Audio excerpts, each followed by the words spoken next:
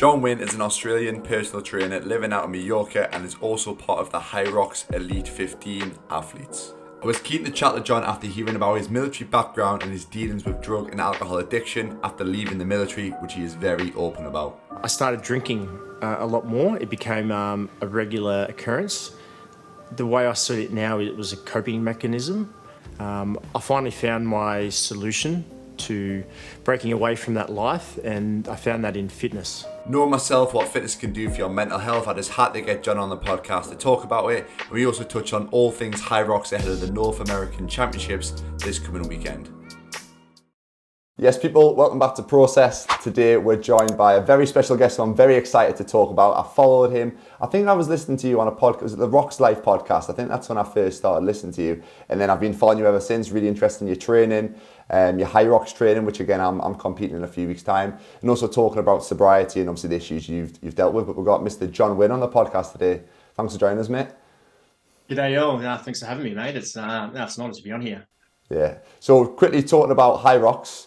Obviously, for people who don't know what Hyrox is, you're the expert. Obviously, you were at the European Championships last week. Explain briefly, quickly what Hyrox is, and then obviously we'll dive into your training and stuff afterwards.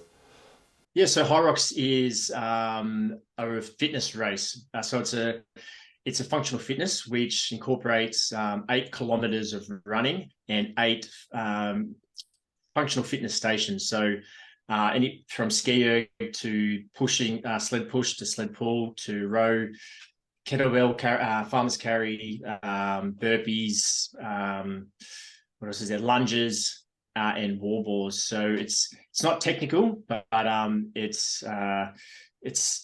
involves your cardiovascular system and your strength systems, and it's just a good all round fitness test, really.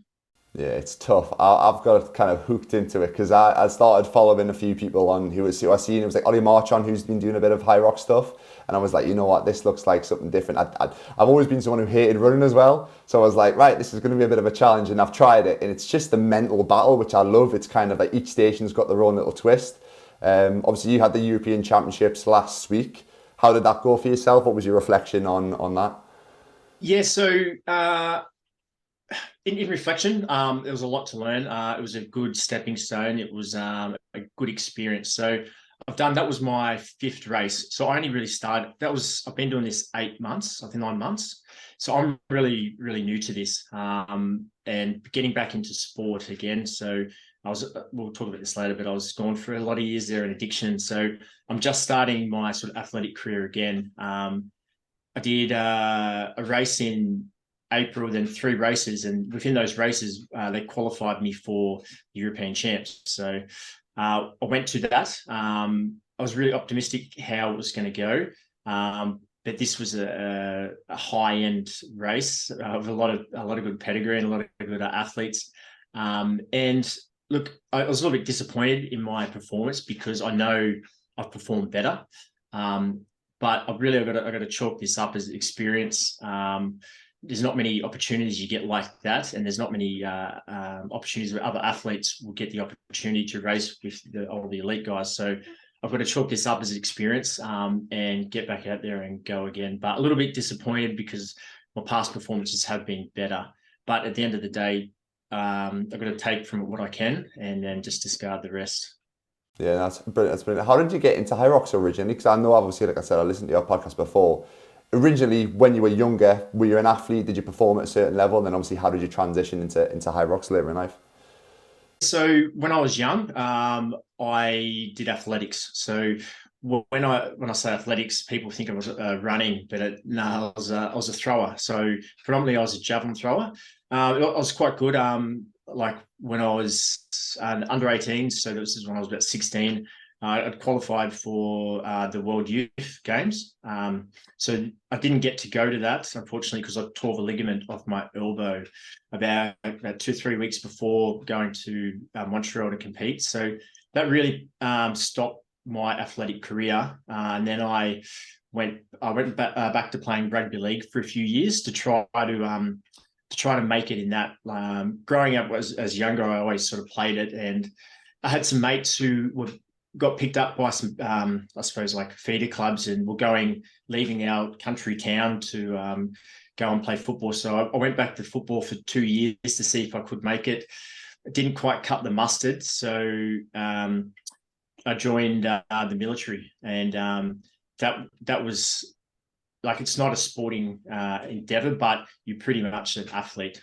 I went through and did special forces, so I was a commando in the second commando regiment in the Australian military. So that was essentially being an athlete all the time. Anyway, it was quite resilient, and we trained twice a day, 3 times a day. Went to war, did all these things. So it was even though I wasn't competing, I was still fit, and had to be one of the fittest guys in active duty. Yeah, especially working at altitude when you're overseas at war. That was you get quite fit, quite tough. But yeah, so left the military. Didn't go back to really doing sport. Went into addiction. That was quite a few years, and then about a year ago. I was wrestling, so I wanted to compete at something. I didn't know what it was, but it was in the midst of sort of COVID, and there wasn't really a lot going on. There wasn't allowed to be sports played really, but we're allowed to wrestle, which is funny. So like, I'd go to the gym, would wear a mask, and would do jiu-jitsu. It didn't make sense to me, but so we're sweating at each other, but we couldn't compete. So I was doing wrestling for a while. There was no competitions allowed. And then I seen at the gym here in Mallorca, Megasport, they had a Hyrox event. And my wife was pregnant at the time, and I seen it, and I hadn't run for a lot of years. And I seen there was running involved. And I didn't enjoy it heaps, but I knew I was okay at it, but I was never great. But it's something I sort of did miss. Yeah. Like, I miss running is real pure. And so I seen that they were having competitions, and then I sort of kept an eye on it. I didn't compete. And then I told my wife, like, I think I'm going to have a crack at this rather than waiting for wrestling competitions to start again. So what I did was I found an event which was in Vienna. So this was last April, and I gave myself about 10 weeks to train for that. And then I sort of threw together a training program with my sort of knowledge. I started looking around a bit how to train for something like this. Committed to 10 weeks. Did what I thought was enough, which was 1 session a day for 5 to 6 days a week. And then went and competed and realized that I needed to do a lot more work, but my time was good. So it was my first race was 67 minutes. And for my first go with running 3 times a week, I wasn't strength training. I was just pushing the sled. I was pulling the sled. I was just doing some aerobic conditioning like that. My time was pretty good. So I knew after that race, which was almost the end of the season before, I set up my biggest weakness was running. So I committed to a running program. I learned how to do it, designed it myself, entered in a 10K race, and then that's really how I've got into Hyrox and progressed. So I essentially become a 10-kilometer runner. Well, the way I look at it, I become a 10-kilometer runner, and I kept my strength, and I designed a training program which allows me to keep my strength, keep evolving my cardiovascular system, and developing all the skills along the way. And this is sort of where I'm at and how I've got to the level I have in that sort of short time frame, which is it is pretty short considering it hasn't even been a year, and I'm in the elites already. Just going to say that's very good. Was it the pro race that you jumped straight into as well? Was it the 67 minutes was a pro race? Yep. Yeah. Straight into the deep end. My wife was telling me, she was just do the open. Yeah. Like, why do you have to go pros? And I said, it's just my personality. I've always tried to be above average, and getting in special forces, like, you always want to be in that top elite, that top percent. And literally, this is what's happened with when I go after something, I commit to it, and this is essentially how I've got to where I am right now, so early on in my Hyrox career.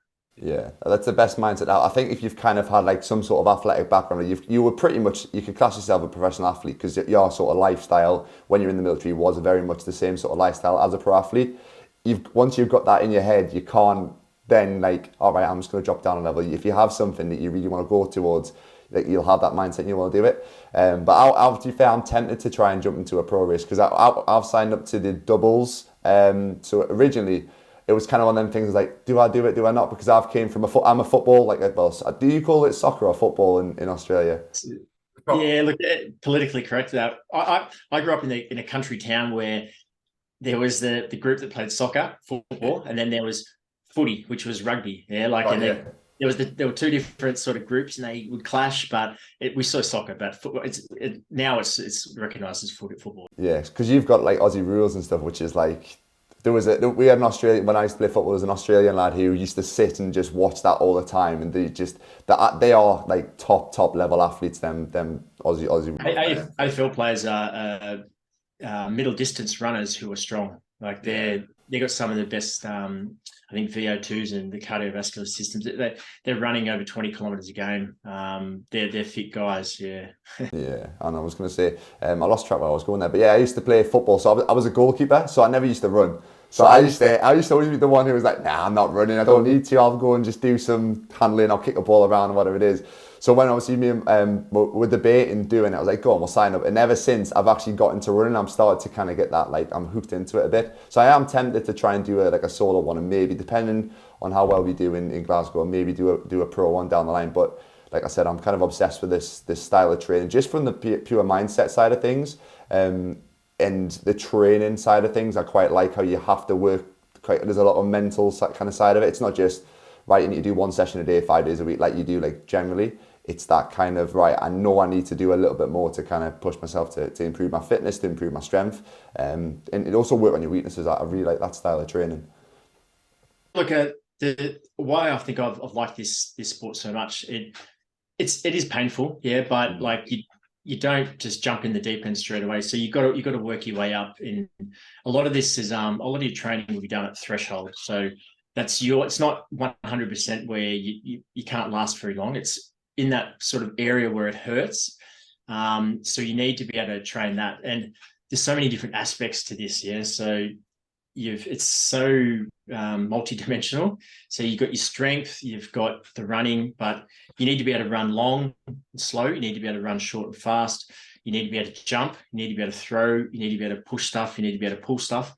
It's really balanced. So if you want to get good at this, you have to train all those different skills and those different, I suppose, energy systems. And yeah, like one session a day is okay if you're going this for fun, but if you want to be competitive, which if you've got a personality like me, and I think you probably do, you'll do this and then you'll get a taste for it. And this is what happens with everyone who gets into this sport, because it's, when you start, don't compare yourself to other people, even though you're gonna, because you go onto the site after you compete and you'll see your times. But if you start, it's really competing against yourself, and you can always get better. Like for me, like every time I finish, there's something which I'm like, I need to address that now. I need to go back. I need to work on that. And it's never just like, okay, that my sled push is enough now. Like I don't have to do it anymore. If I don't give that attention, I lose it. So it's really like the amount of effort you got to put in is really got to be spread across the field. And this is something, because it's such a long race, you can always just be chipping away, getting better. I can see this.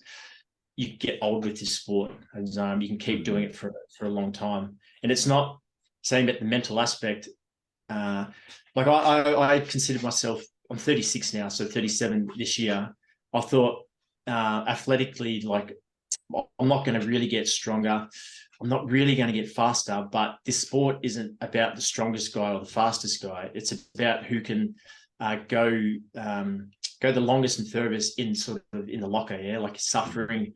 So just at that threshold, which I spoke about before, that sort of 87 to 93% of your max heart rate. If you can live there and it's fast enough, you're going to do well in sport. But it's all mental. It's how long you can how long you can stay in that fight. That's what I love about this. So it is a lot of mental, and I feel like the more you do it, the better you get. Like if you get someone off the street to just try and do this workout, they're not going to be able to push themselves to that level. Yes, obviously the fitness level is not going to be the same, but the longer that you can kind of like it's just getting used to suffering in a sense, isn't it? Really, obviously your fitness will improve as it goes through. That's one of the things I love about it, because after every time I do it, like even do like a mock Hyrox workout, I feel that like kind of endorphin release afterwards. You get such a buzz, which with other like types of training, like your typical bodybuilding, strength and conditioning sort of training, you don't necessarily get that, which I think why I've kind of got myself hooked into this. And then like you said, there's always little, like there's 10 seconds on wall balls you could pick up on. There's 10 seconds on the burpee rope, like little tiny tweaks that you can make to your training. And then because you know there's them tiny little tweaks, you get obsessed with kind of, right, I need to refine this little exercise, I need to refine on my running, whatever it is. So it's a never-ending sort of cycle that you can get yourself into with this, and just, like I said, you can get hooked on it very easily. Yeah, 100%. Like, and you got to be careful not to get into that. Okay, just micromanage all the little things. Like, the best advice I'd say is get fitter, and then everything else will become easier. And that's the sort of mental aspect, living at that sort of that threshold. So what I see a lot of people make mistakes is like they go 100% and then blow up, and like that's over like a 5 minutes time span. Yeah, like no, learn how to go into pain for a minute, and then learn how to go in for 2 minutes, then learn how to do 3, and then over weeks and months, just you get more exposure to it, and it still hurts, but it's not going to burn you. Yeah, and you're not just going to walk away from it. Just take it easy and just build your capacity up. Yeah, that'd be my advice for people. Yeah. Yeah, that's what I've been doing, like, watching my heart rate as well. So I've been tracking that quite a bit when I've been running. Like, say, I recommend this to all my clients. If you're going into, like, say, some of my clients want to do, there's a Great North Run, like it's like a half marathon they do every year in Newcastle. So a few of my clients are wanting to do that for the first time. I've said, right, you've never done run before. Literally, to start off with, I want you to run for a certain amount of time. Once your heart rate gets above this certain threshold, go for a walk, let your heart rate settle down, because one, like, firstly, you might not mentally be able to deal with the higher heart rates, and you kind of, I don't want you to get put off this sort of training, because it will get better with time, and then you can just build it up. And like for myself, I'm doing the, say, like the sled or the ski, whatever it is, my heart rate might be elevated a little bit more, but I'm making sure I don't go over a threshold, because I know I've still got 6 or 7 workouts left over in the Hyrox sort of thing. So it's just making sure you manage yourself with that. But it's just, again, like you said, build your tolerance up. And then I think you did a workout, was it the other day? I know you said you were meant to do like a easier workout on your Instagram story, but you ended up wanting to push yourself and see how long you could push in that threshold. And it's just kind of like you said, reminding yourself that you can push yourself, that you just obviously need to work on like tidying up different aspects of your training. Yeah, like that was a bit of punishment, I guess, but like that's taken me a long time to be able to live at 80. I wanted to stick between 85 to 90% of my heart rate. And I can do this, but like I don't recommend it to do it all the time. But like I've got sessions, which I don't really change my training program that much, but every Thursday I do the same session, and I've been able to track my data through that, and I can see where my heart rate will start to go up a little bit, and then it will drop down as the weeks I go progress. So I know I'm getting fitter, but living in that high heart rate, it produces like lactic acid. Yeah. So it's very toxic, but the longer and the more exposure you have to living up there, your body learns how to process that and use it. And I think my understanding is like, if you get used to that and accustomed to it, your body can use it as a bit of a fuel. So it's not like your muscles start to seize up and fill up with toxins. Like you learn how to process it, as long as you don't go into like 95, 97%, but you got to play around with it. This takes a long time. Like I've been doing compromised running. I started like in June, and that was literally with, I take a sandbag down to the water down near my place, and I'd do 50 front squats, run a kilometer, 50 walking lunges, run a kilometer. And I did this a couple of times a week, and I did that for months. And I think that contributed to my ability to be able to do what I do, and be able to sort of fight off that lactic acid. And I think that's what makes the elite guys, the ability to go into that sort of red zone, and it's going to happen, but going into the red and not blowing up and just so like you just have to ease off for a little bit and stick in there, and just tough it out really. Yeah, you kind of learn to know what it feels like to be in certain zones and what your body can cope with and when you've kind of pushed it too far as well. And the great thing you mentioned about there, this type of training, all you literally need is your body weight and maybe like a little weight. Like you said, you took a sandbag down to the beach, you could do a workout with anything. You don't even need weight necessarily. You could just do a run, some burpees, some walking lunges, like anything. Like this sort of training is very adaptable for anybody at all levels as well. 100%. Yeah. Yeah, because you guys are using. Sorry, what you going to say? If I was just going to be doing open, I wouldn't need to be doing a lot of strength. Yeah. The pro weights, you need strength. You need to be able to move that sled. There's a lot of difference between the open sled and the men's pro. So if I was not doing pro and I was just doing open, like I wouldn't need to be going and doing as much strength training as I am. However, in the pros, I need to be able to move weight. Weight moves weight, and strength, you need it, yeah. But yeah, you don't. Anyone getting started, you don't need a lot, yeah. And like with the heart rate stuff, I track all my heart rate data. I find it interesting, and it helps me progress and know how far I've come. But yeah, like when I was doing all these sessions, I learned what it feels like to be in aerobic. So sort of the 135 to 145. I know what that feels like. I know what 90% feels like. And after a while doing this, you can go by feel. But it is good as well. When I do treadmill workouts, I have my heart rate monitor open and I watch what's going on. That way I can see and I can I know what, on the RPE scale, what 9 out of 10 feels like. And then I can know if I'm sort of cheating myself if I'm not putting in, like if I'm sitting, I'm not even in the red and I want to give up, like I'm capable of way more than that. Yeah. But it definitely helps looking at all that data. Like I wouldn't get too anal with it because you can get too just critique it too much, but learn the data side of things, learn what you feel like, and then you can mix them together and progress. Yeah.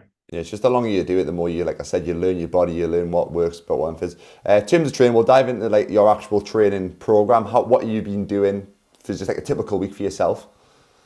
Yeah, so right now, so my training is evolved. I'm new to this.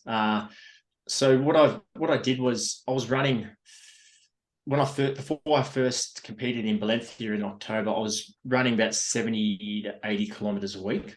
I brought that right down now because I don't think it's needed. So right now, what my week looks like. So on a Monday, in the first session, AM will be a running session, but it will be speed orientated. So likely intervals. I did a block of hill intervals the last sort of 3 weeks before I competed in Maastricht. I don't know if that worked too well, but that's to sort of get the idea. So it's a run which usually about 13 to 15 kilometers, but it's speed orientated. Monday afternoon will be strength. So that day I consider to be sort of high stress. And then so I go to Tuesday, and this what I do there is sort of compromise work. I do station work, I call it, but I use a salt bike. So I use the salt bike as a run. So I'll vary the sort of the intensity and the duration, and then I'll use that as a run. I'll jump off, I'll do a station. I change the distance and the weights depending on how I feel and where I'm at. And I repeat that 8 to 10 times. And then Tuesday afternoon will be a recovery session. I'll just jump on the bike. So that's a sort of medium day for me. And then Wednesday, I go to a light day. So that'll be an easy recovery run, or I'll jump on the rower or ski erg, something aerobic where it's not a huge stress on the body. And then Wednesday afternoon is strength again. So that's sort of 3 days, which are high, a medium, and a sort of a low. And then I go to Thursday, which is my compromise running work, where I do the same session. I've done it since I've started in October, where I do a station and I jump on the treadmill. And what I've done is I started over like 4 minutes 10 a kilometer roughly, and each week I've just got that faster and faster and faster, and now I'm at 3 minutes 20 a kilometer I can hold. That's quick. In between. Yeah, but I wouldn't recommend this. This is like progressive overload. This is so the principle I've used is to jump on, and it's a treadmill. It's not the same as running on the ground. It's much. I was going to ask that. What's your times treadmill wise compared to actually on race day? What's the difference, would you say? So it's a little bit hard to. So when I think I'm around 350 to around the 350 to 355 min per kilometer for the Hyrox. Now you got to factor in, like, I do like 80 meters of burpees and then I've got to run. So like I'm still under 4 minutes a kilometer, factoring in like you get up and your heart rate is skyrocketing and you push the sled. So it's about 350-ish, I think. Now my goal is to get that faster and to be a good chance at winning this. It needs to get faster. Some of these other guys are runners, like really good runners. I don't have that background. I don't have that pedigree. I've just got a bit of toughness. But I need to improve that and get that faster. But so the Thursday, that's that session that goes for about 75, 80 minutes. I deliberately drag that out so I go longer and further, and it's harder than a Hyrox. So Hyrox feels pretty short for me, and I do that deliberately. Thursday afternoon is recovery ride again, and I might do some mobility. So Friday is another aerobic. I start with a run or an aerobic session, and then Friday afternoon is strength again. And now with that strength session, I can in all my strength sessions, I can modify them. And so you would have seen me a couple of weeks ago. I was doing back squats into ski erg, back squat into ski erg again. I did that 5 times, and then I jump on the row. And so I turned it into like a conditioning. So I'm lifting the same weight heavy, but I'm not having a rest, and I'm just chucking in there the ergs. So I can modify that depending on how I feel and where I am at the in my cycle. But yeah, and then Saturday I do like a Hyrox sim. So I've done that every day, every Saturday for a while now. And with all this training, like I'm open to changing things and I'm open to evolving. It's just, this is what has worked for me to get me to this point. And I guess for someone who's just started, I think this program has worked for me. Will it work for me in 4 months' time? I don't know. We'll see how I keep progressing, and if I keep getting faster or if I stall. I need to assess things and look at it. But that's pretty much how my week looks. On Sunday, I'll do a recovery ride for about 90 minutes, and it's literally, I've got a bike here on the balcony. I just jump on that on the cold.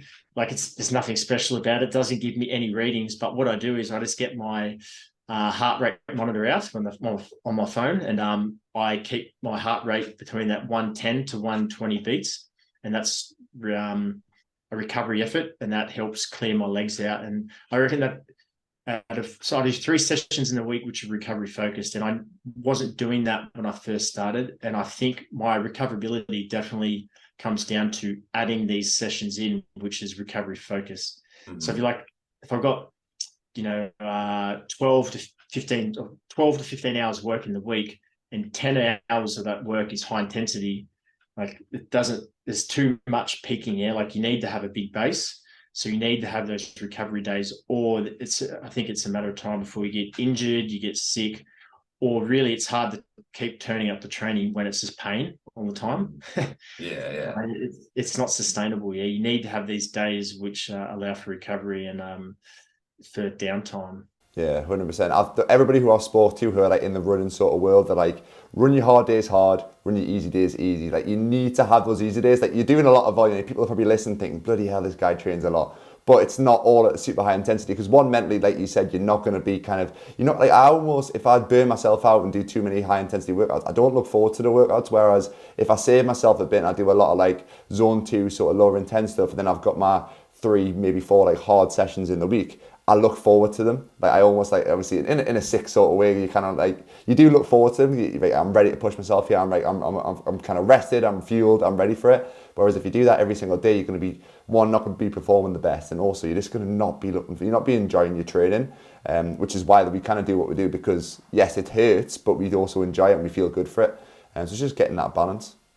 Yeah, it's all balanced. I see so many people when they come to me for advice through Instagram and whatnot, and most people are just doing going too hard. All their sessions is too hard, and like I see some people like they'll put easy run and they're running like 4 minutes 20 a kilometer. I'm like, that's not fucking easy.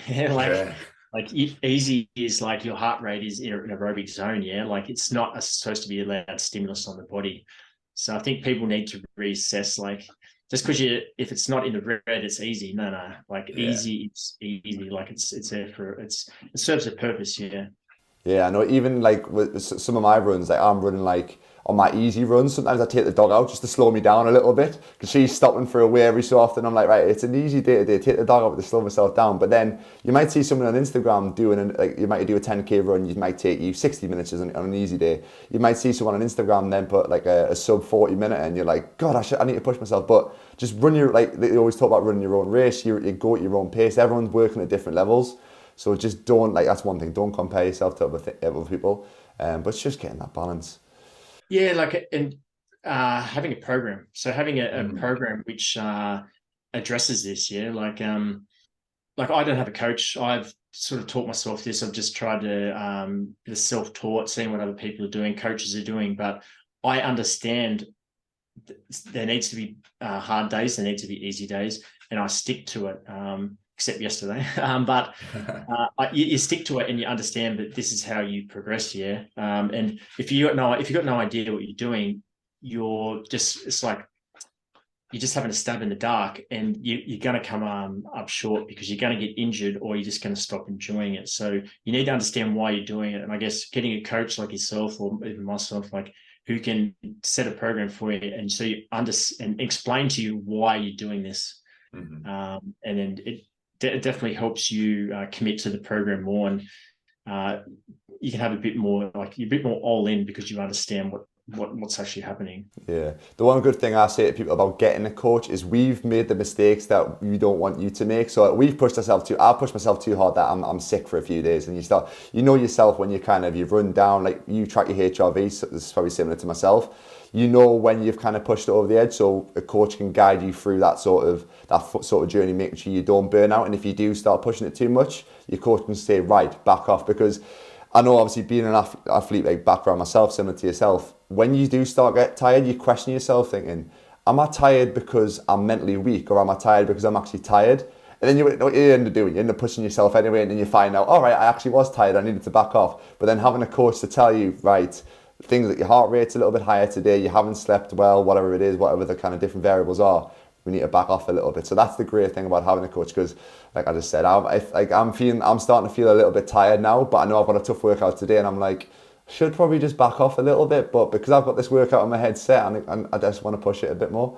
But you'll find the same sort of thing. This is the conundrum, yeah. Like, man, I'm like, my background and sort of my mindset is I just tough through things. So I'm learning that I need to maybe look at this a little bit differently as well. And performance is a lot different to just doing well. And like I don't have a coach, but it's something which I need to play around with, is maybe getting someone on board to help me with my journey, because I don't know it all, and I need to admit this, and giving someone else a bit of the power to maybe make it, not to make all the decisions, but like help me influence and maybe see things from a different perspective.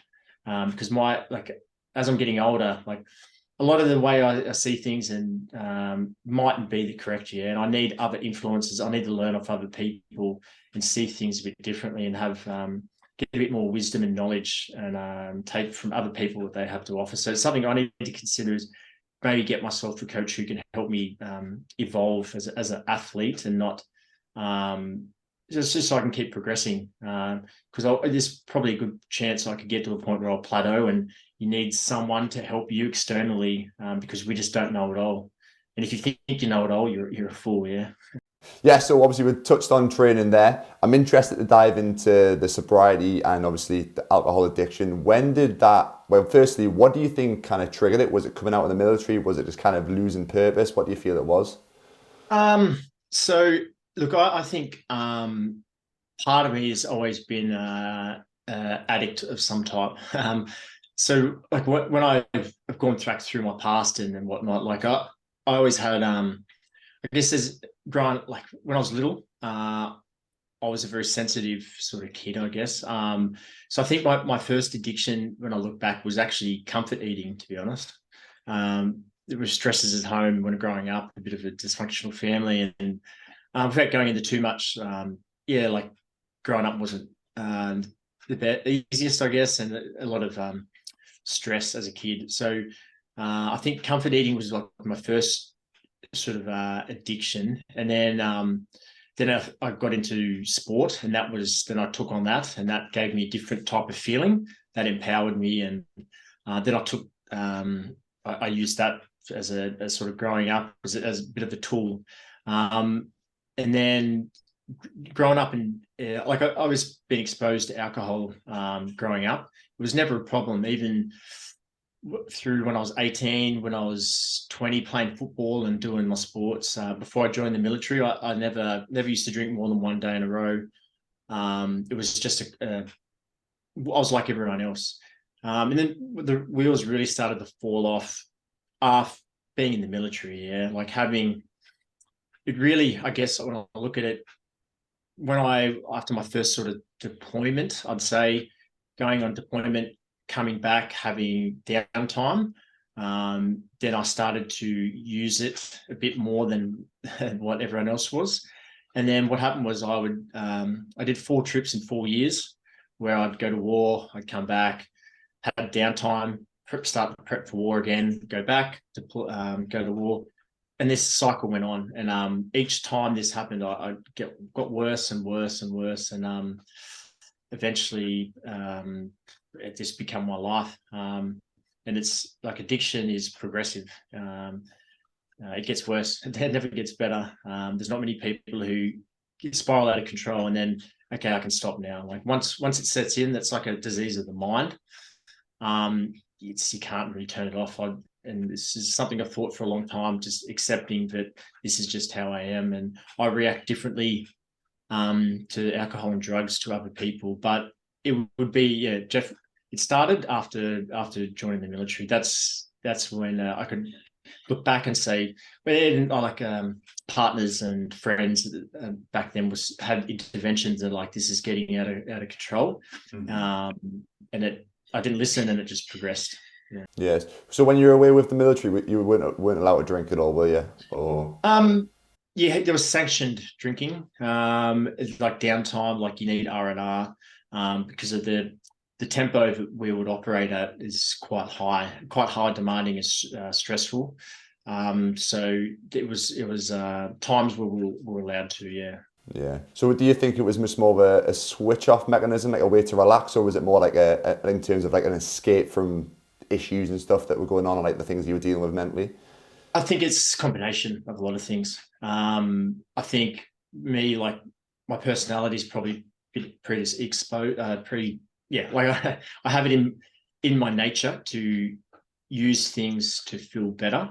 It's just how like I guess I am, and but like it's not. I don't fully think it's like a genetic thing. Like I've got a brother and 3 sisters. They're not 2 sisters. They're not alcoholics or addicts like I am. So I think it's a combination, probably the perfect storm. Drinking definitely did something for me, and it gave me something. It allowed me to sort of live a life and be someone else, I guess, but definitely to deal with things. That's one of the reasons is it helped me to deal with things. It was like my cape, I guess you could say. Wasn't a very effective. I thought it was effective. It was probably at the time, but that sort of wears off. But it allowed me to sort of live life fitting in, I guess. And I can look back and identify like it was giving me something and allowing me to live life in a manner which I thought was good and healthy at the time, but it was really unhealthy, toxic, and end up taking pretty much everything from me. Yeah, it's interesting that alcohol is like a societal norm, which I think what makes it kind of harder for people to realize that there's an issue with drinking all the time. Like even people like just like stereotypical working Monday to Friday and then drinking Friday, Saturday, maybe Sunday. That's where one of my, like I mentioned at the start of the podcast, one of my good mates, he kind of went through the whole alcohol addiction rehab process. He was the same. He'd started off. He was an ex-footballer, professional footballer, played at a reasonably good level, retired, like Patrick retired at like 21, 22, I think, around the same age I did. And he just kind of, it was the loss of structure that really got him. So he was saying it would start off Monday to Friday, he would then go out on a Saturday, obviously because wasn't working on a Sunday. It wasn't like he had to go in for a training session or anything on Sunday. Then it turned on to a little bit on Friday night, then Saturday night, and then a little bit Friday, all day Saturday, all day Sunday. But then he was very good at terms of Monday to Friday. He would stay away from it. It would just at the weekends he would go completely off it. But then he would still train. He would still function, but he would beat himself up with training. So now that he trains for like ultra marathons and stuff, he's crazy. Anybody who knows Alex Kitchen, he's crazy. He's a really good athlete, great guy. But that was kind of his cycle sort of thing, and he couldn't escape it. And then obviously a lot of issues came at the weekends, fighting, drugs, all that sort of stuff, which is kind of obviously why he ended up going into the into rehab with things. But it's hard. I don't know if it's like people just feel like it's a normal thing to drink on a weekend and escape reality. That's the reason why I've committed to 6 months sober. I've only got like 3 weeks left of it, just because I was fine. I'd never really had a massive issue with it. I just didn't really. It wasn't aligned with my values. It wasn't in line with personally, I want to improve my business. I want to improve my physical health. I want to compete in some sort of sport again, because coming from a sporting background, I missed that. And I want to be able to spend time with my dog, my missus, and stuff, and my friends at the weekend without ruining my whole Sunday kind of thing. So I was finding if I drink on a Saturday, my whole Sunday is in bed. I'm horrendous with hangovers. I'm anxious. You get that whole beer fear, and you're not productive at all. So it just wasn't in line with my values. I was never someone who would kind of drink on a Saturday and drink on a Sunday, drink on a Monday sort of thing. It was just when I would go out, I just would go too far, and it wasn't making me feel good anyway. So committed to that. But I found I'm just so much more focused in terms of like my routine's a lot better now. I feel so much more productive. I feel like I've lost where I was going beforehand now. I went on a tangent here. But yeah, I think like, going back to the societal norm thing, it's just a strange thing how everyone just thinks it's normal to, yes, I'm going to escape my problems and stuff on a weekend, but without realizing it's not an addiction for some people. It's more just like a clutch, something that they hold on to that sees them through the week. Whereas there's more to life than just getting through the week to get to the weekend. And then obviously it can spiral into other things. For yourself, how was the rehab process? I know you mentioned you've been through the rehab process quite a few times. How would it initially? How was it, and then obviously how did you end up getting to the point where you're at now?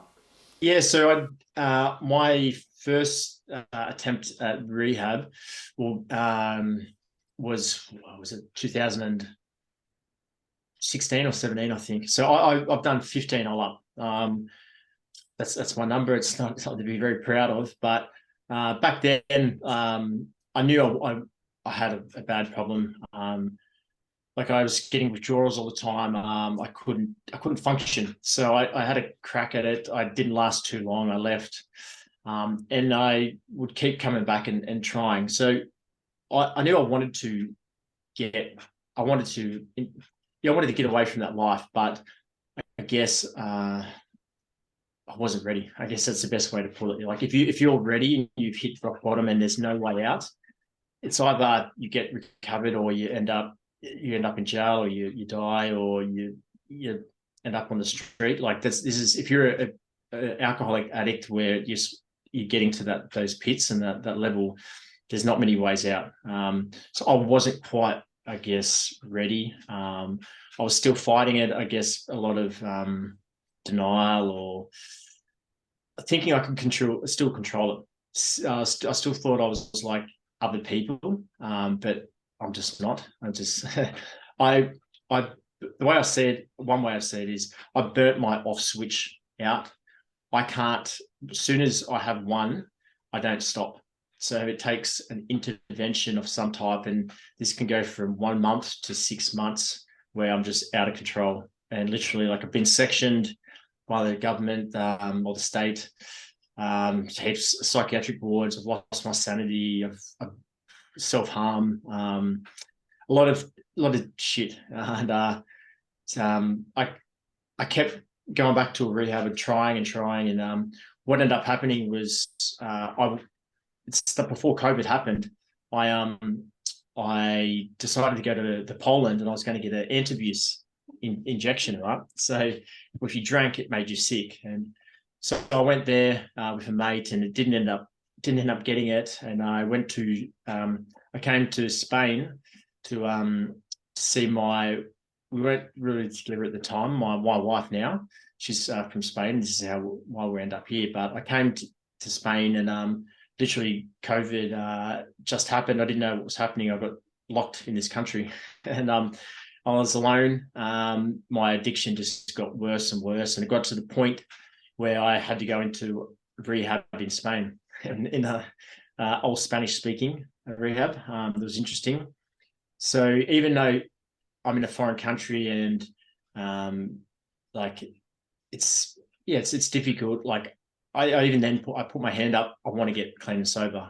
So it's not the most enjoyable, comfortable place to be in, especially when you're trying to detox and try and get your life back on track. And then no one spoke English, but I persevered with it. I ended up doing 2 stints in that same rehab over about 3 months. And essentially what happened is I've hit rock bottom a lot of times. Well, I thought it was rock bottom, but you keep going deeper and deeper. And essentially I lost my sanity. I didn't have a grasp on reality. Like I was very, very sick and unwell. I think I did maybe about six different times. I was admitted to hospital in Barcelona and in Valencia, just insane.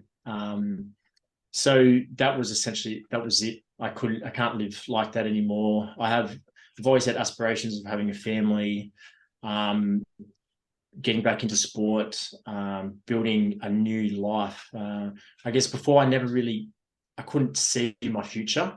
And that's getting back to like leaving the military, leaving that brotherhood. I thought that's something I would probably do for a very long time. And it had purpose. It was meaningful. It was rewarding. And to not have that anymore, you do lose a bit of yourself. So I still see myself as a bit of a soldier. It's definitely helped me, but it's time now to create myself and leave that behind. And I guess that was a big thing as well, holding on to past identity, and that's just not me anymore. And it's taken me a long time to deal with that, accept it, have some new goals, new ambitions, and move forward. No, that's brilliant. I appreciate you talking about that, because obviously there's a lot of memory, like obviously a lot of things going on there and a lot have happened in your life. But you know what's great? I love it when people have been through loads of shit and rubbish stuff in their life, but they've turned it around and you're doing really great things now. So like congrats in terms of the progression that you've made. Obviously, didn't know obviously what you were like beforehand, but what you're doing now is in terms of pushing this message out there. Because one thing you mentioned there was you kind of burnt out your off switch. I think a lot of people need to. I had the same conversation with Alex. A lot of people need to accept that they're not the same as everybody else and they can't deal with it. Like I've had a conversation with a few people close to me, a few clients who are having issues with alcohol, not to like the extent of addiction, but they're just having issues with it. And I keep on saying to them, like, some people just can't cope and can't control things the same as others. Like I could probably still go out on a weekend and I'd feel horrendous from it, but I wouldn't then go on a binge sort of thing from it, or it wouldn't become like a ritual or a habit sort of thing. Whereas some people, they just get hooked on it and they get so easily influenced. And there's even things like, I've listened to a lot of Andrew Huberman's podcast. I don't know if you've heard of him before, but he talked about like there's a certain percentage of people who react differently to alcohol. They actually get more of a buzz off it. And the same with drugs, they're actually more prone to addiction because of the kind of their genetic predisposition, or how we say it. Yeah, the complicated words, I can't say them long words, but you know what I mean? Like some people are just more prone to going down that route, and sometimes you just need to be like, you know what, I need to accept that is not for me. That like party lifestyle, that even just the regular drinking doesn't even have to be the party side of things, just regularly, that is not me. I need to kind of find something else to it is replace it with, but just find something else that's going to kind of fill that gap. And I guess training is one of the big things. I know we'll probably dive into this, how important training is for you, but finding things that are going to be, yes, you can still get obsessed over it in a positive way, but it's going to be beneficial for you, like the training. It could be anything. It could be music, it could be art, it could be going for walks, it just could be anything else. So yeah, just learning to accept, like you just said there, like learn to accept that you might not, that off switch is now gone. We need to just kind of try and find something else. Which will move on to obviously you can talk about how important training is for yourself at the minute. So training for me. So when we were talking before about sort of recreating my new identity, I guess you could say. So with my Instagram handle is Jon Wynn Fitness and Sobriety, and I did that for specific reasons, because I have to live this life and I have to visually see it and I have to embrace it. It's just who I am now. It's not mad dog, it's not party guy, like it's not drunk, it's not all these other names. Like, I need to embrace this and just move forward with my life. And the fitness and the sobriety is the two sort of pillars which a lot of my foundation now is sort of built on.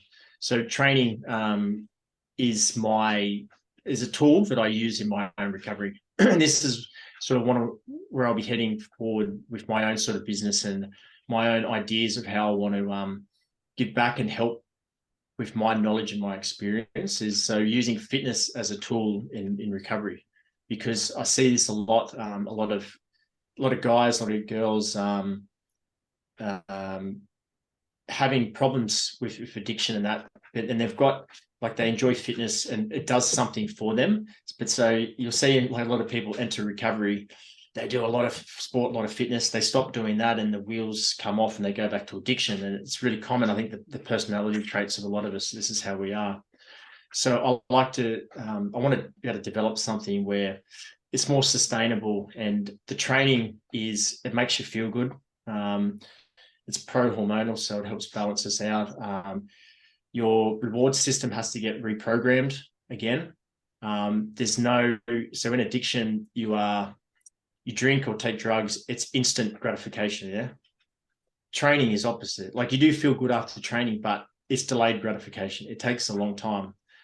So sticking to something, not getting instant results, turning up, so discipline, resilience building, and just sticking to a program and structure. So this is a big one, where having a training program, turning up, doing the work week after week, and attaining some type of goal. Like, you don't want to aim too high, but just have something to keep stepping up and moving towards.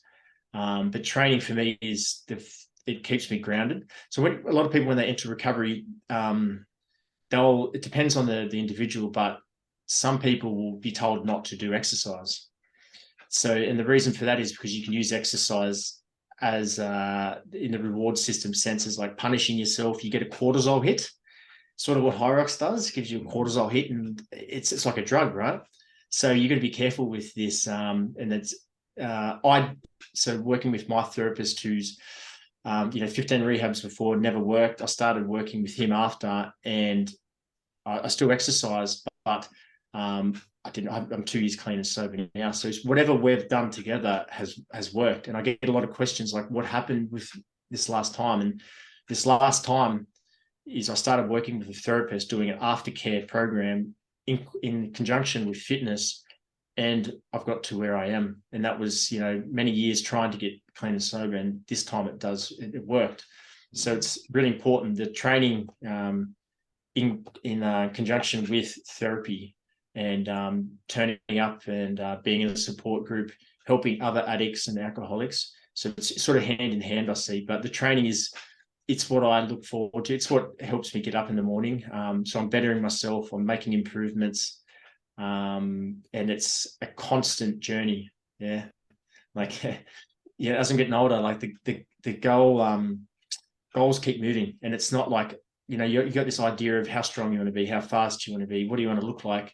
As you get older, these things change. So it's never just a fixed point, and it's constantly evolving. Yeah. That's No, really important. Training's really important for me. yeah, that's why I love the journey of fitness, because it is never there's no like kind of there's even now at the top level, in 10 years time that top level is going to be another 10 levels above. Like it's humans are evolving, we're evolving. So once you buy into that process, it's just that it's a never ending sort of journey to want to keep on pushing yourself. But like, it's great that you obviously what you're doing, obviously helping other people who are dealing with obviously alcohol, drug addiction, and also pushing them into fitness. Even if you aren't addicted or had any sort of addiction in the past, I think there's a massive carryover in terms of the benefits of exercise on your mental health, on your physical health, because a lot of people have a lot of stress at the minute, and having something doesn't even have to be you're trying to train for a competition, just train for your health, and there's so many benefits to it. Like I don't know what I would do if exercise wasn't a thing. I don't know I think I'd go absolutely insane without it. I was going to touch on something, but I've lost where I was going. Lost where I was going with it. But yeah, mate, it's brilliant to see obviously what you're doing in terms of routines. Are you big? Obviously, I see you get up nice and early. You always put a little picture of what time you get up on. Do your morning run? Was structure one of the big things they pushed with the sort of rehab side of things? And do you have a specific routine, daily routine, morning routine at all? Yeah. So when someone enters recovery, you have to have a program. You have to have structure, and the reason for this is you need to know what you're doing. So my first 6 months, 3 to 6 months of recovery, this time was I had a weekly schedule, a daily schedule, and then I know what time I got up. I had to do mundane tasks because you need to reset the brain. The brain wants stimulus. It wants to go back to how it was. It wants to be fed, and you got to learn to just do mundane things and wait for the dust to settle, per se. Like the chemicals in your head need to rebalance, and this takes time. So when you have a structured routine, you know what you're turning up to. You can't wander off and boredom, or you can't get too lost. So you got to be with yourself. So like I was doing mandalas, I was doing piano, I was doing coloring books, I was cleaning, doing all these things in order to give myself an opportunity to just get through the day and just do that and repeat it. And eventually the mind will start to quieten down. It took about a year or so for that really to quiet down. But what the routine structure does is it gives you a set of points along the day where you got to tick off. So a big thing in recovery is a day at a time. So you're not looking forward into the future because there's a lot of anxiety exists there. Looking back in the past is a huge one because there's a lot of regret, depression, like there's a lot of negative emotions with that, especially in recovery, which if you look back there too much, it can drag you back there. So it really allows you to be present and just focus on all I've got to do is do this hour, whatever it is. But as well, like coming from the military, that routine structure, discipline is how we sort of operate. And it's very methodical, and it just gets you through the day. So in recovery, you need to follow routine structure. So what I do is I've incorporated that into my life now. So I don't follow like a schedule per se, but I wake up, I take a photo of the time I get up. I do my talk before I train. I talk after I train. And what I want to do is send a good message about what being consistent looks like and what it does.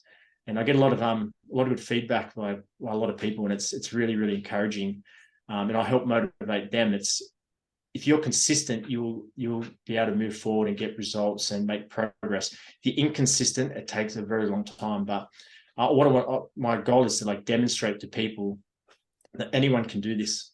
Like I'm not special. Like I commit to something, and it's what I put in, and then I get the results out. That's simply what it is. So that routine structure is very, very essential for me. All my mornings start the same. I get up. I prepare breakfast. So I do eggs and cut fruit up for my wife and my daughter, and I go train. I come back, I eat it with them. Then I've got other clients. I do face-to-face or online. I do check-ins, and my weeks are very, very similar, and that's okay. It's opposite to how I used to live and when in addiction, where I was just throw curveballs and stress and sabotage myself and be a bit of addicted to drama. Now, like, it's just mundane. I do the same things, and this is okay, and this is my new life, and that's where I am right now. Yeah, I love, I love the simple life. I love the routine and structure, because with the life, that the typical sort of life, like I mentioned before, about working 9 to 5 and then living for the weekend, you're kind of on like a constant big or like up and down waves in terms of your happiness and kind of like just your overall enjoyment with life. You kind of start the week, you're obviously maybe a little bit hungover still, you're a little bit down, you're not feeling the best, you're kind of starting here. Then as it comes towards the weekend, it's like Thursday, Friday, you're on a bit of a high because you're off. Saturday, you're super up here, and then you're back down here. Whereas the life where you're a bit more structured and you're a bit more steady, you kind of just like, obviously there's going to be ups and downs, but you're a lot more steady and you're a lot more controllable. Whereas these big up and down waves, that's when you can kind of go down really dark sort of paths. But like I said, the life that I'm obviously, since doing the 6 months sober, it's probably took me about 3 months to really get into the routine of it and see, and kind of feel the real benefits of it. But it's just kind of like, you become more focused. If you pick certain goals, you can just focus towards them, and your happiness kind of, it just stays at the same sort of level rather than going up and down. I just feel a lot better for it. And like you kind of focus on things. So I'll be training on weekends where I wouldn't be training. I'll be maybe doing a little bit of extra work on weekends, which is fine, because it's kind of the journey that I'm on. You don't have to be kind of partying and stuff to get this kind of good release. They talk about the difference between happiness and pleasure. Pleasure is the things like your drugs, your alcohol, your partying. Happiness is the thing that gives you purpose in life. Like for me, it's my training. It's take my dog for walks, like little things like that, which sounds so simple. Like having my cup of coffee in the morning. I'm one of them people who waits like 2 hours before their cup of coffee, just because I'll try and train, or I'll train a few clients in the morning.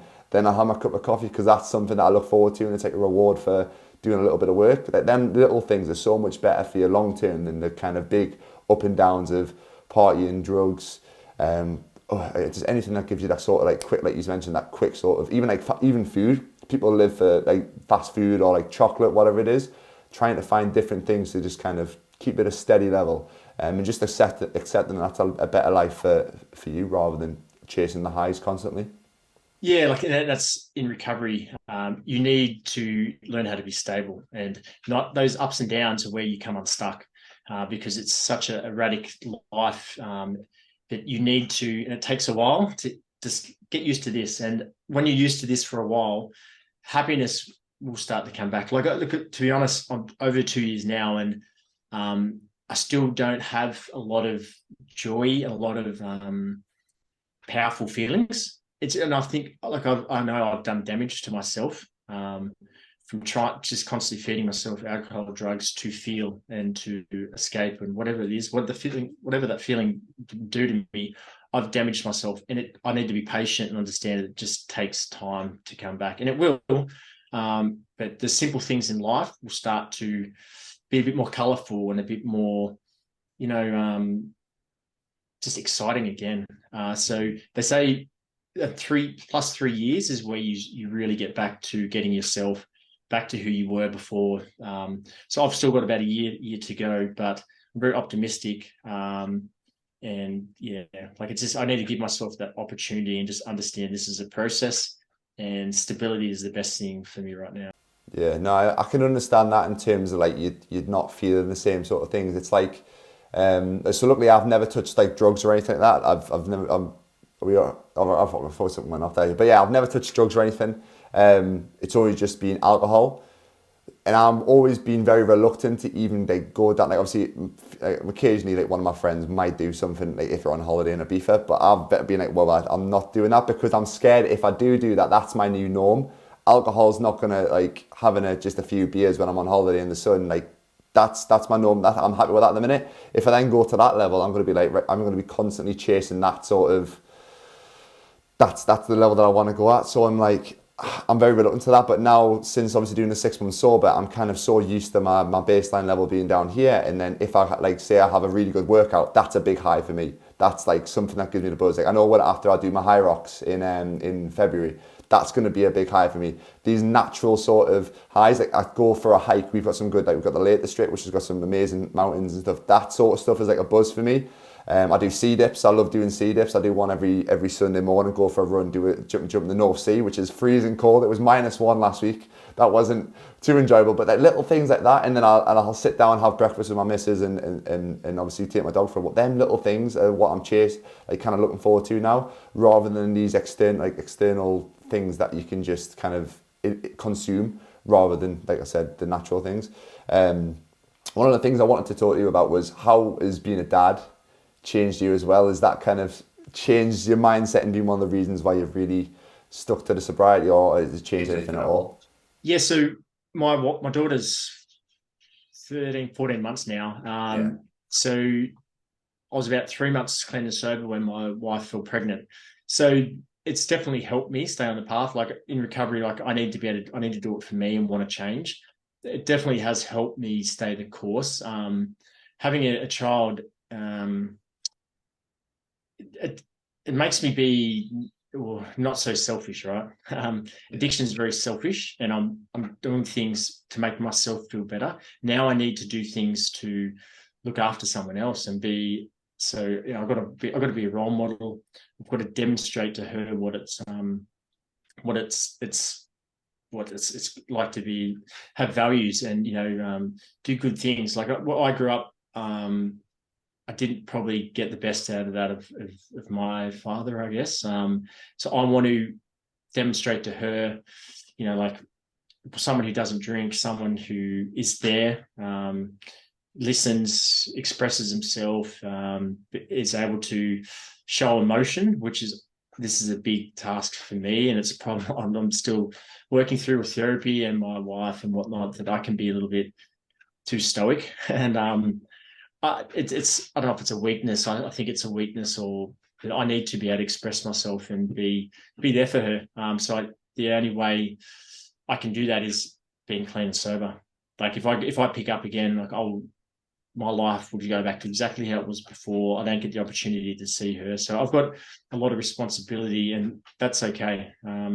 I can take that on, and my life isn't so much about me. It's about providing for her and demonstrating to her, all the good things I want to show that, life can have and be. No, that's great. How have you managed training around having a daughter? Has that been tough? So if you follow me, you see how early I get up. So at least I've done my one session. It's good that I get up early because I can factor this in. So I knock my training session off before my wife and daughter are even awake. And then I get my other session in around clients in the afternoon. That's the only way I can do it, is starting so early. Like we put her in daycare now, and that's the system here in Spain is really good accommodating for that. It's not too expensive, so the women are lovely there. So she gets to go there for a few hours in the day, but it is tough. Look, would I be better of an athlete if I didn't have my daughter? I think it would be a lot less stress, a lot more time I could dedicate, but this is life, and responsibility of being a father and providing. I need to do the best I can with the resources and time I have.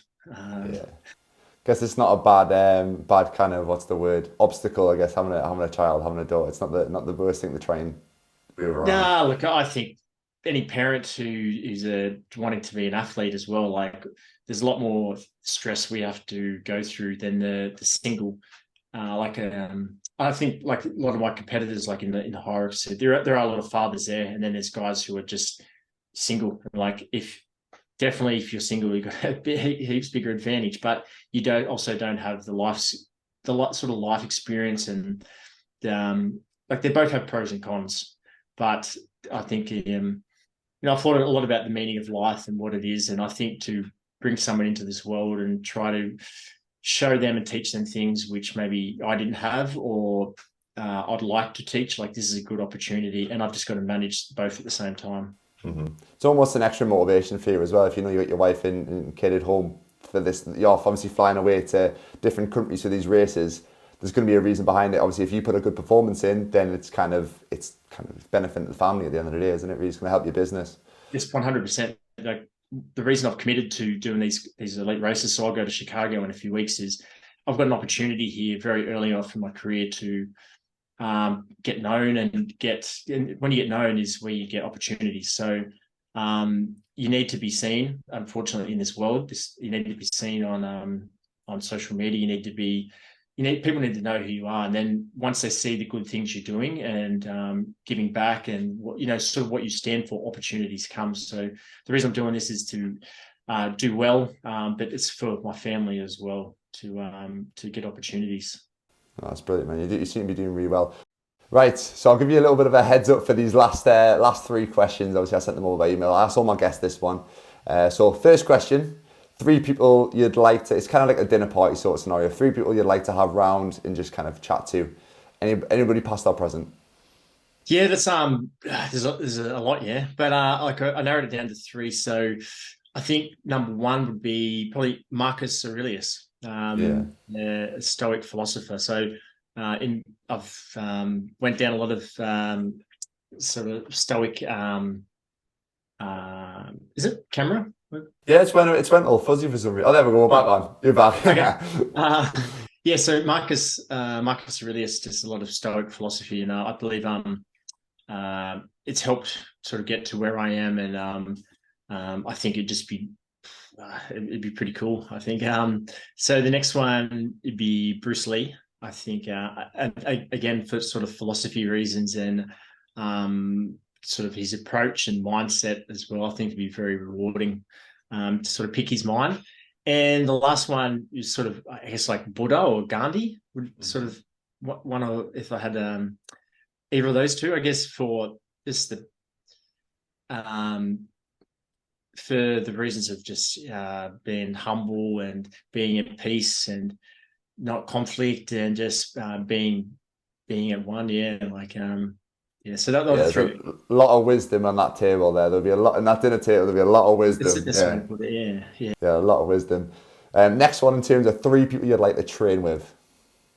Yes, so this was tough. So I wanted to get people from different sort of different backgrounds. So the first one was Carl Lewis. I don't know if you know Carl Lewis. So he's an Olympic. Yeah, I think he's got a heap of gold, medals from the Olympics. He was a runner and a long jumper. The next one, so for sort of strength and sort of weights, would be Arnold Schwarzenegger. I guess that's a pretty common one. And for the third one, because I'm in the world of Hyrox now, I guess I'd like the opportunity to be able to train with I guess the best sort of Hyrox athlete there has been, and Hunter McIntyre, actually. I get a lot of people dislike him or like him. For me, I like him. I like what his approach and intensity, and I'd like the opportunity to be able to sort of pick his mind and train with someone of that level. Because I think training with guys who are a little bit above you or what you perceive above you they drag you up. So exposure to people who, so you can bring out the best of you. And that's one thing I miss in the training partner is someone who can sort of push me along. So that'd be a good opportunity.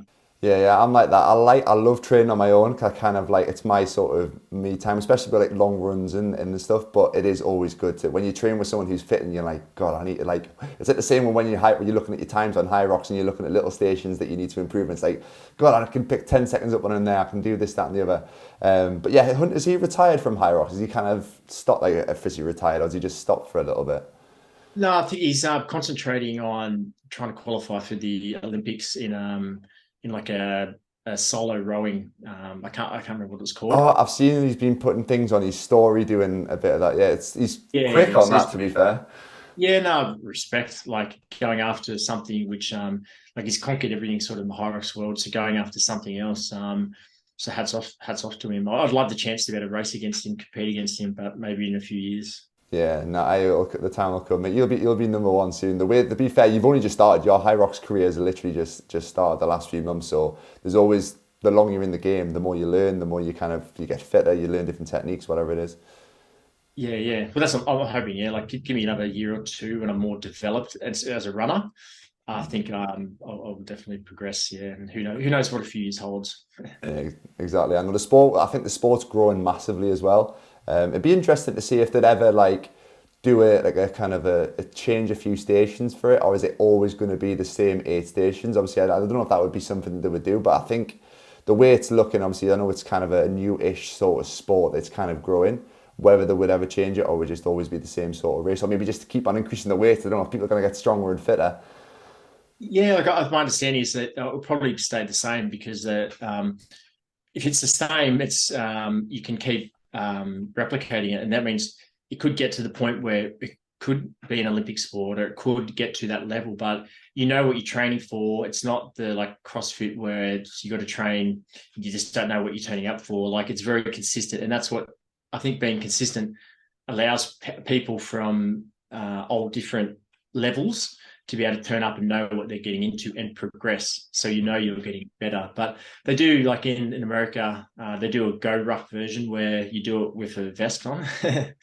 Yeah, I've just got myself a 10 kg weight vest, to be fair, so I'm tempted to like do a few mock runs in with it, but it's brutal. Like burpees with a 10 kg vest just isn't fun. Yeah, look, I'd like to give it a go. Yeah, I think I do well at that. I'm more of a compromised runner and moving with kit than I am a runner. So I think I do well at that too. But yeah, it sounds pretty brutal. But Yeah, that would be Hyrox. We need to get a weighted vest competition sorted. I don't know. Last question anyway. One thing that you would say to yourself 10 years ago? Drinking is not going to solve your problems. Yeah, nice little simple one. I think there's a big, really good message that you've been passing, obviously spreading, not just in terms of alcohol, but in terms of what fitness can do for your mental health, what routine you can do for you. I'm a big person of routine. I'm the whole get up early, cold shower. I do all them sort of like the ritual things, but they're things that I know help me. Like I couldn't function the same way that I do. I couldn't be as productive. I always start my day with some form of mobility or a run, one of the two.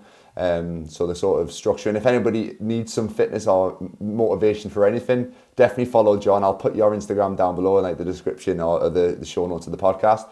Just because you're up every day putting something on, you do your little talk, you'd follow around. Like, since I've been following you out every single day, I've been looking at it. I'm really interested, if you're into training, I'm really interested in it, looking into your training, what you're doing, trying to pick up tips, because obviously now I'm going to probably venture into the Hyrox sort of world, because I can see myself getting quite like kind of like addicted and kind of obsessed with it.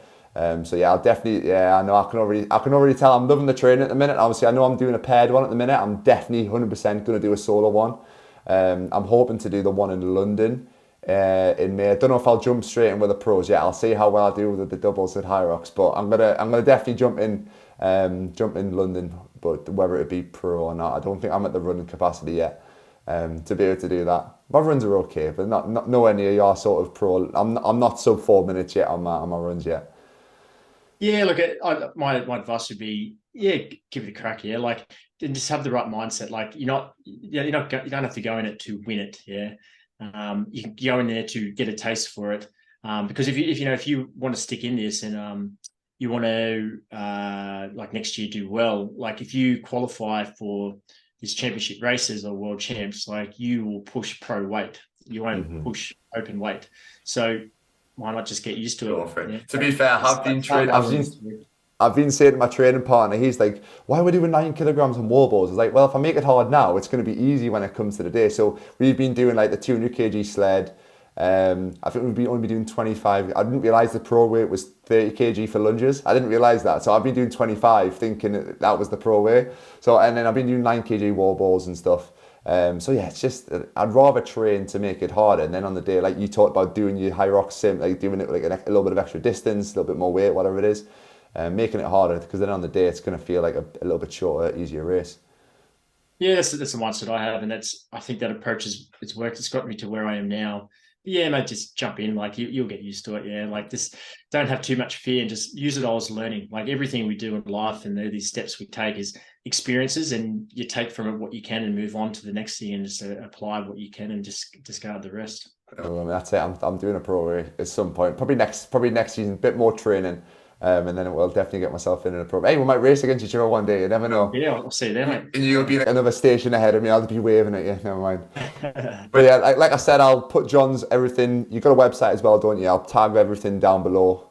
But yeah, he's an open book. You can message him, because obviously I messaged him to do this podcast, straight away replied. So definitely, if you have any questions, pop a message me. But thank you very much for your time anyway. Awesome. No, thanks. Like I like doing these things. Yeah, like I said, I'm an open book. I get a lot of questions, and I try to help people where I can when I'm not quite busy. But I think giving back and the strength in a community, yeah, and like what goes around comes around. That's the sort of philosophy I like to use. I love that. Nice way to end it, mate. Thank you very much.